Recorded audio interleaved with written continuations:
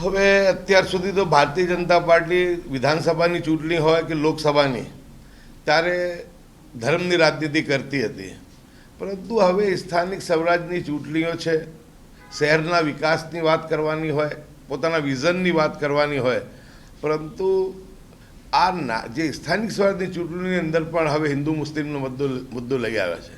આપ સમજી શકો છો કે હિન્દુ મુસ્લિમનો મુદ્દો આટલી નાની ચૂંટણીની અંદર બી લઈ આવ્યા હોય તો એમનો કેટલો હારનો ભય હશે.